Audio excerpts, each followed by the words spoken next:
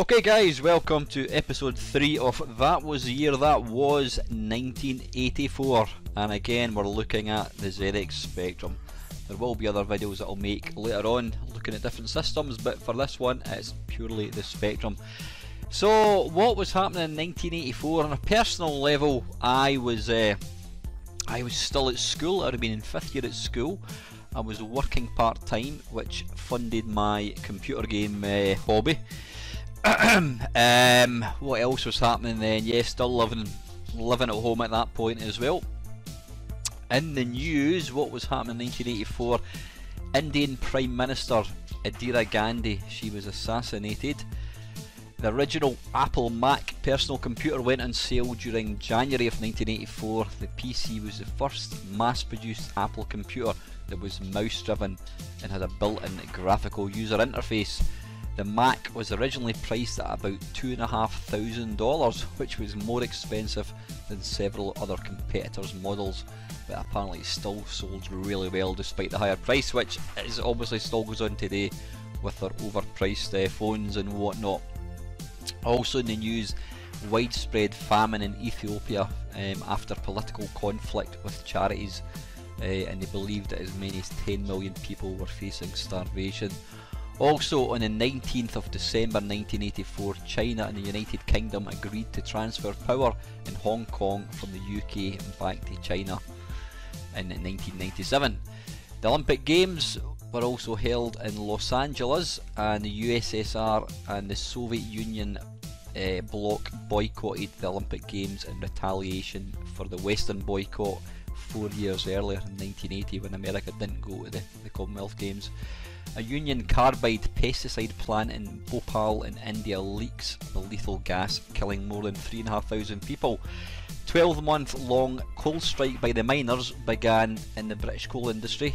During the strike pickets and police, multiple clashes took place at various pits and collieries around the country. I can still remember seeing the miners out not begging. Well, were they begging? No, they were on strike, and you know they were asking for money, and I was always quite happy to give them money.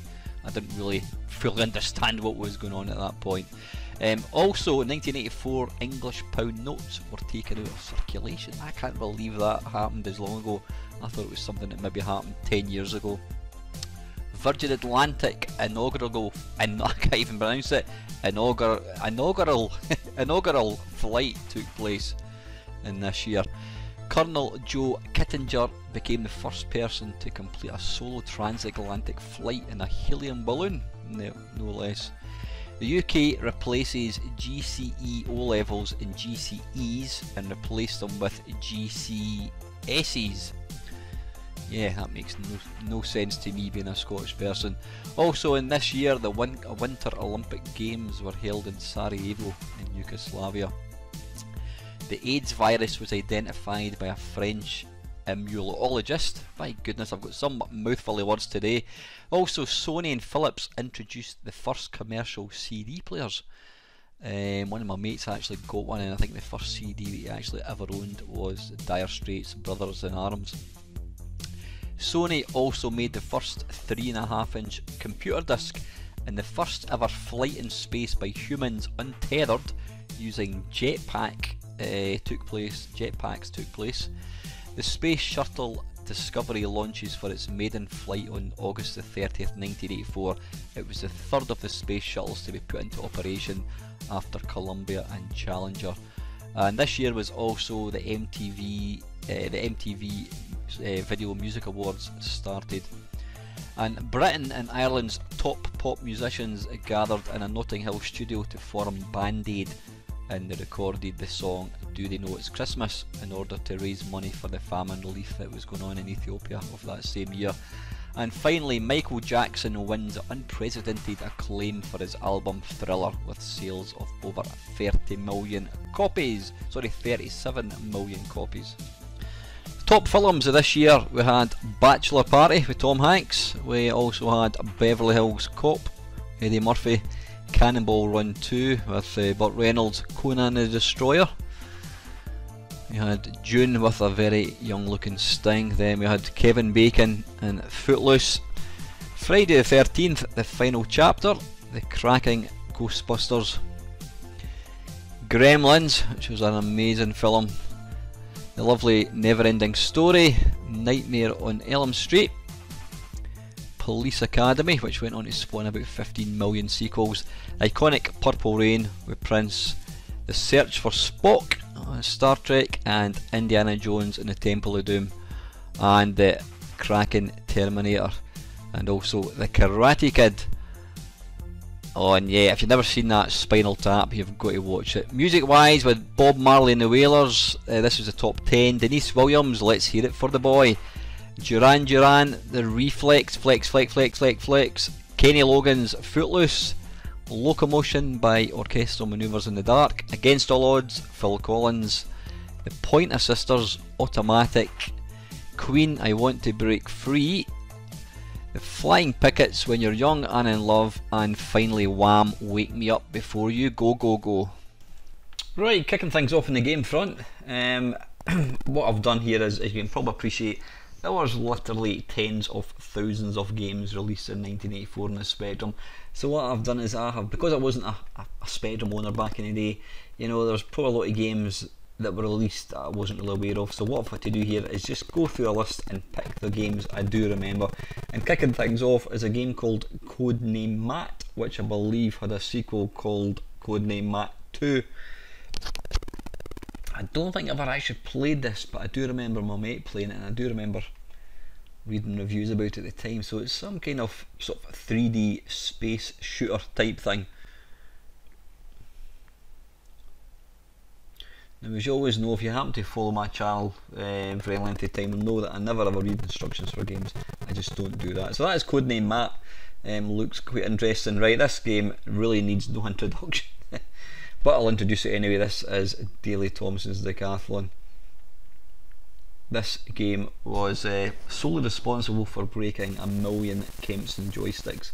Funny thing is, Joystick Wagglers was, and indeed still is, one of my favourite genre of video games, and I never ever broke a joystick playing these games. So I think you had to be quite clumsy. Though saying that, I never actually owned a Kempson. I was never a fan of it. But yeah, this game, it was basically based on Track and Field, the arcade game by Konami.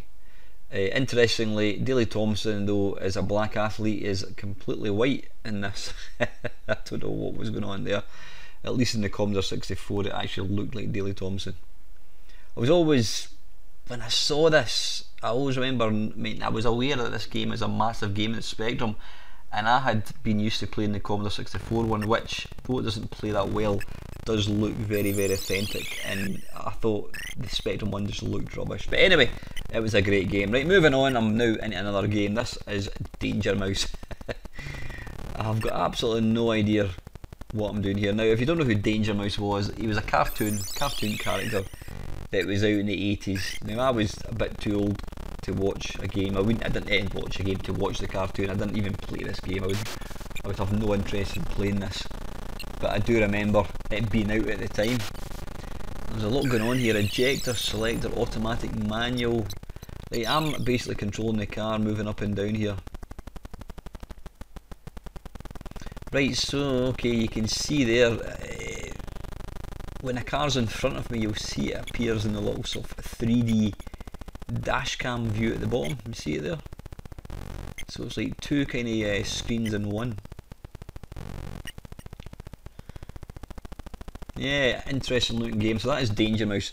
Like, this next one, Deus Ex Machina, I can't possibly describe it in a minute, but basically it was a really novel idea. To call it a game is probably pushing it slightly. It was more an experience. It was released by a company called Automata, and what set it apart was you actually got a audio tape that came with the game, and you had to sync it exactly. See there, no, it was telling you there I'm too slow. You basically had to sync the tape. When it told you to press play in the tape, you would press play, you would hear the sounds, you would listen to the tape whilst the game was doing the graphics. So it was, I mean, it was one of these, it was very much a sort of a brand new thing. I don't think it sold well. I don't think many people really got it. It's an interesting thing, you know. Absolutely kudos to these guys for bringing something like that out, but it just wasn't really something that people wanted to play. You know, kids would rather play Space Invaders. There was a remake that came out on Steam, I believe, so you might want to check it out. But yeah, that was Deus Ex Machina, a very, very novel game. This next one is A Gift to the Gods.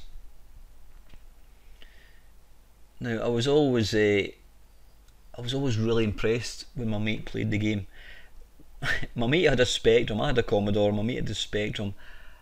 I was never a fan of it. Was bizarre. I was never really a fan of the Spectrum to play it. I didn't have any interest in playing the games, but I used to quite enjoy watching him playing it oddly, but I never really wanted a shot myself.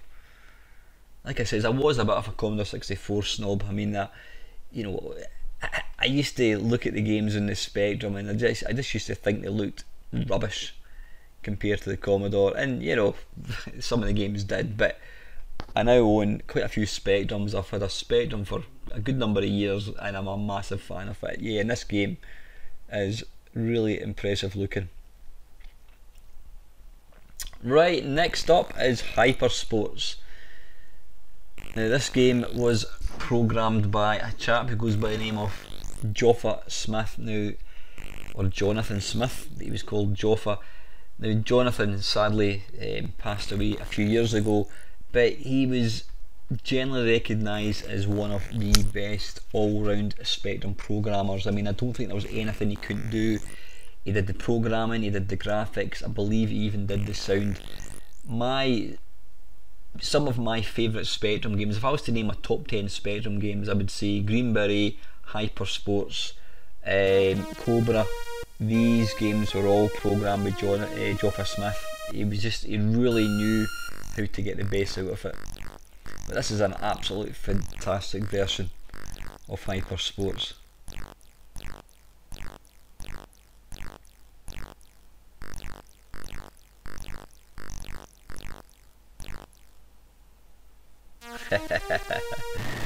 That's a fantastic version, it really is. So that is Hyper Sports. Right, next one, couldn't leave this one out. This is Jet Set Willy, programmed by Matthew Smith. Now, if you're wondering there, Sam and Job cracked this project. Jet Set Willy, it was famous for three things. It was famous for being a good game. It was also famous for having a bug where if you went into a particular screen you would just keep falling until all your lives are over. So you didn't just lose one life, you lost them all. I mean, how many lives you got there? 9 or something like that, 10 lives. But it was also famous for having a really ridiculous colour code thing. It shows you 4 colours and you've got to try and type in numbers. Now the copy of the game that I've got was asking for it, and I couldn't get past it. So this is a cracked version I'm playing. Don't mind the big razor blade. I love Manic Miner. I was never a fan of Jet Set Willy, but it was massive. But oddly, I don't think you could complete the game because of the bug. But yeah, excellent game. That is Jet Set Willy. Right, next one. This is one of the iconic Spectrum games. This is a lovely Night Lore, released by Ultimate Software, who then changed their name to Rare when they started making games for the NES. Now, rumour has it, and I believe it is true, that this game, they released this game and Underworld at the same time, but I believe that this game was actually written before Underworld, but they felt that if they'd released this game before it, Underworld wouldn't have sold. Basically, this game was ahead of its time, so they deliberately held back in releasing Night Lore. But it's a staggering looking game. It really is. It's a beautiful looking game. The detail, the graphics. Being a C64 man, sadly I never ever got to experience these pseudo 3D games. However, I have heard it in good sort of faith that this game is actually getting a release on the Commodore 64. Some clever person is going to convert it, so it'll be very, very interesting just to see how it works out, and indeed if the Commodore 64 can do some 3D. So that is the wonderful Night Lore. Next up, we've got Cockatini Wolf, which is probably one of the worst looking games you could ever play. But I think I got it on, there was a compilation called Soft Aid, which was the video games industry attempt to raise money for Ethiopia. You had Band-Aid and you had Live Aid, well we had Soft Aid. And this was one of the games, there was 10 games were bundled onto a tape, and I think it sold for £5.99, and this was one of them that I played on the C64. And it's actually quite a good little game. Yeah, it doesn't look good at all, in fact it looks pretty diabolical actually. I've got no idea what's going on. You're sort of playing the part of a wind, I don't know what, looks like Joust.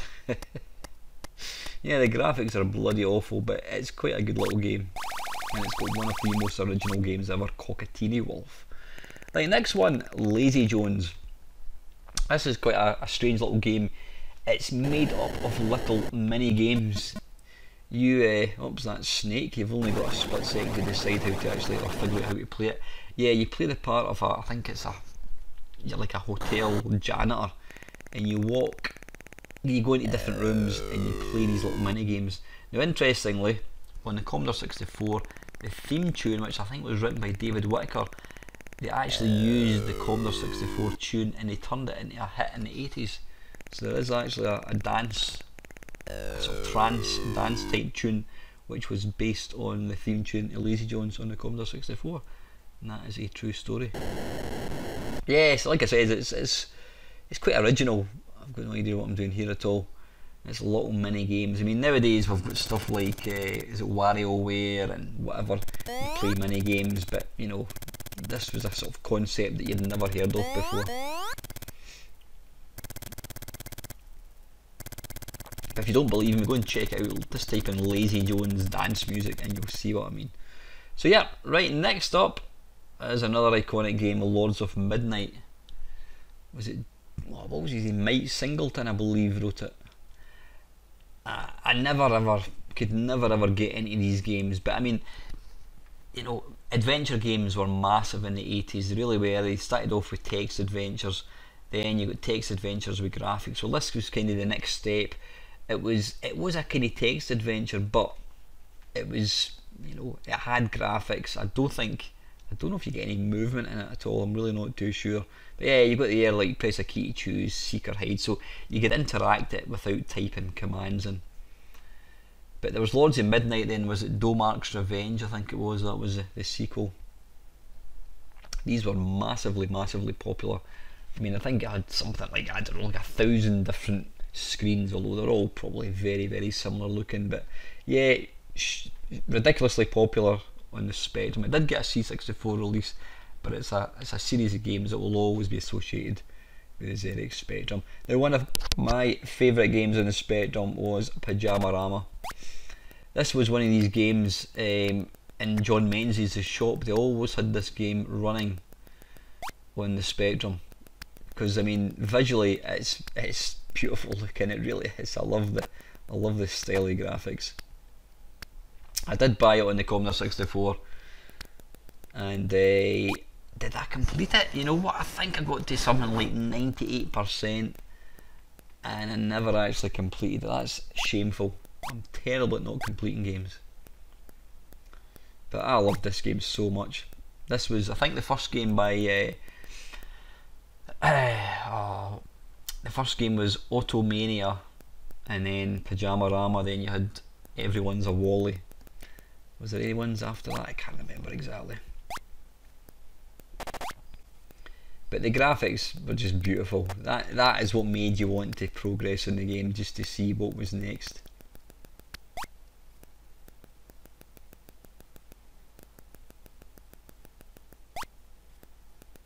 Lovely game. Yep, Pyjamarama. Right, this next one, what on earth is this called? So I'm just looking. This game is called, what is it called? It is called Potty Pigeon.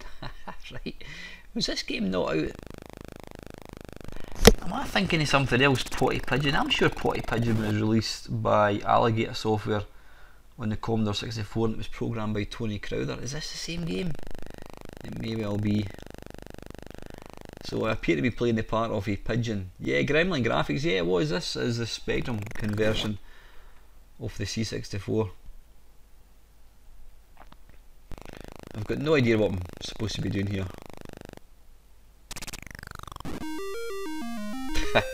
Yeah, go figure that one. Right, next one is another well-known game, Sabre Wulf. This came out before Night Lore. This was when Ultimate were literally on fire. They could not put out a bad game. Every game they released, it set the Spectrum world alight with their beautiful graphics. I was never a particular fan of this one. I always thought it was quite boring looking.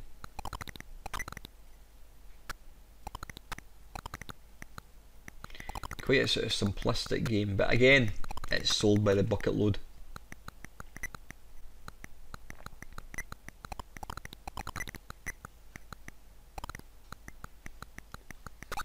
And I think he's trying to find the Sabre Wulf, some mythical beast.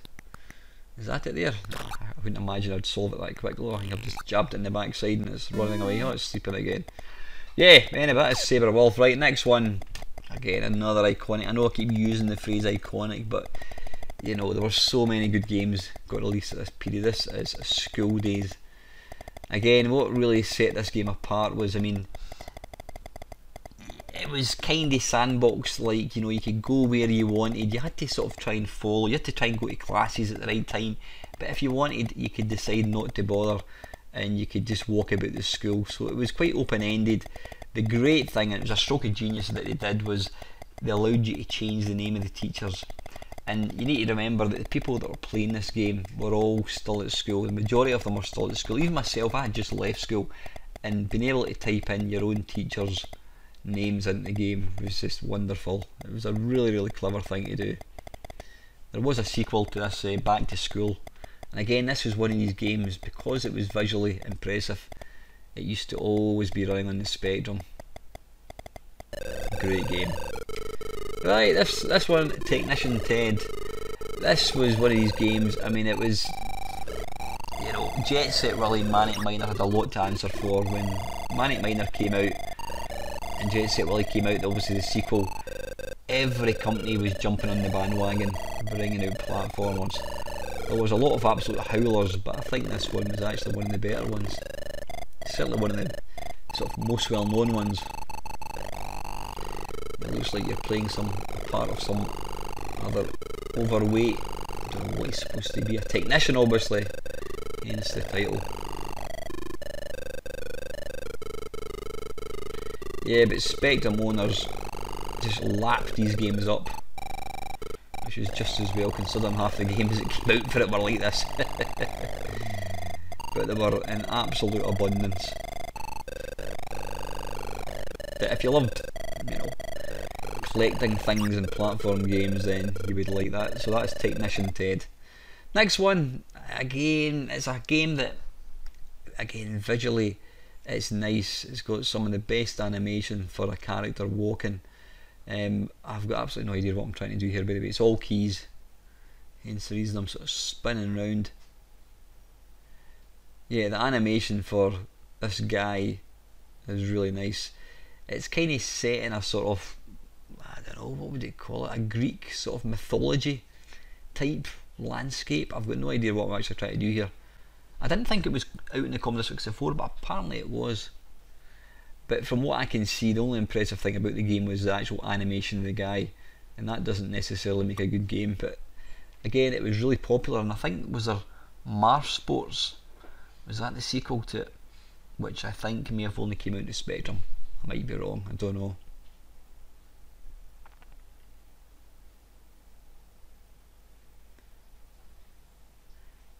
I've got absolutely no idea. You can basically spin round and then walk from left to right. Again, it was massively popular. I just can't really play it to save myself. So that is Turner Nog. Right, next one is called TLL, or Tornado Low Level, to give it its full title, which was quite an impressive little shooter. You see that you're playing the part, is it some sort of space harrier type thing, flying over a sort of 3D landscape. What I like there is the way the shadow changes. That's quite clever. I don't know what I'm supposed to be doing here. Presumably I've got to try and bomb things, but I'm not actually quite sure how to do that. You can put your wings in and out, which again I really don't know what the point of that is, but yeah, it looks good. I know it was mega popular, and that's how to crash. Right, next up is a bit of a classic. This is Trashman. Now, what other country would spawn a video game where the idea is to empty a rubbish bin? Yeah, this is quintessentially British. Now, sadly, I don't think this game was released on any other platform other than the Spectrum. I've never actually played it until now. Yeah, the graphics are garish, but you know what? The detail in this is lovely. The idea being is you play the part of a bin man, and you've got to go into a garden, pick up the trash, empty it into the bin lorry, and then return said bin. Now there was, I believe, a sequel made to this game, Travel with Trashman, but I don't think it ever got released, unfortunately. But yeah, it's a wonderful game. It's what makes a Spectrum a Spectrum. You would never get this kind of game in any other system.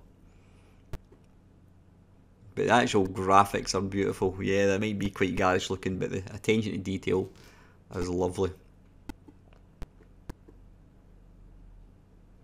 Yeah, next up is Underworld by Ultimate Play the Game. As I mentioned earlier, this game apparently was actually written after Nightlore, but they thought that the technology they used in Nightlore was ahead of this, so they released this game before Nightlore. I think Nightlore came out very, very soon after this game.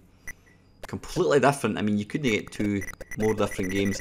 I was never a fan of this one. I mean, I think I had a copy on the Commodore 64. It kind of reminded me of Bugaboo the Flea. I always felt like you didn't have that much control in the game, trying to jump, and these baddies just seem to constantly spawn, which always got in my tits.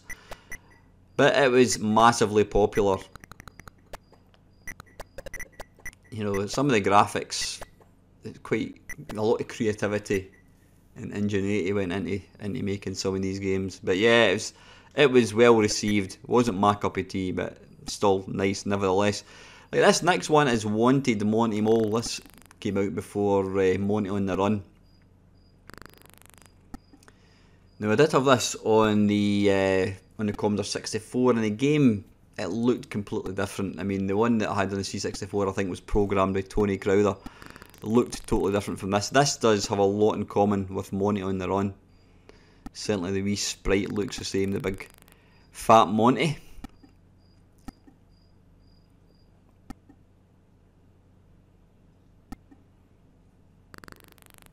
There was just so many of these games out on the 8-bit machines, but people couldn't get enough of them.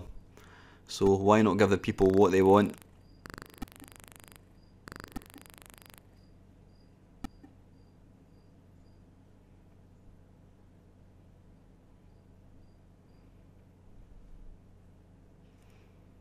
Oddly, he only seems to have an eye on the left hand side of his head. Maybe it's just perspective, I'm not too sure.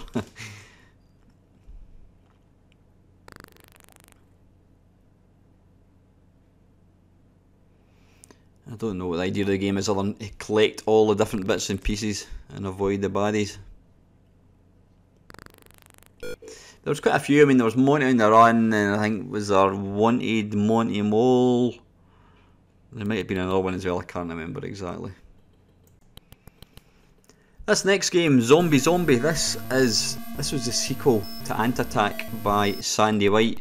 Ant Attack itself was a very, very famous game, iconic with the graphics. I loved this game. I was never a big fan of Ant Attack, but I loved Zombie Zombie. It's quite a it's not a game that many Spectrum fans really remember. Me and my mate used to play this all the time. Now, the idea of the game is basically to kill the zombies. Now, the way to get a zombie to die is to get him, you've got to creep up behind him, and then once you get behind him, he'll then follow you. And what you've got to do is lead him up on top of a wall, and he'll fall to his death. So this is actually demo mode, because it's a hideously difficult game to play. So if you go up the wall, he'll follow you, and then keep walking You'll survive, and you always get 10 green bottles tune playing for some strange reason. Walk off, and he shall fall to his death. Yeah, the graphics aren't great, but it's a wonderful game, and you can also build things with a helicopter. So, great game. And finally, to kick things, to finish things off, I should say, the last iconic game released in 1984 was Bruce Lee. Had this on the C64, great game. Doesn't look quite as nice in the Spectrum, but it still plays really well. You've got Butchu, you've got, is it Butchu or is it Yamo? Who's Butchu? Butchu was the first character in Yer Kung Fu. Yeah, Yamo is, I was going to say the big green sumo wrestler, but in the Spectrum he's white, and you're also getting chased by a little white ninja with a sword or a spear, I'm not quite sure. But this was a great game. You could also play, I don't know if you could play 2 players in the Spectrum, and you certainly could in Atari and the C64, but wonderful, iconic game. So anyway guys, listen, that is it. That is another look at the Spectrum games in 1984. I hope you enjoyed watching it guys, and as usual, thank you very, very much for watching.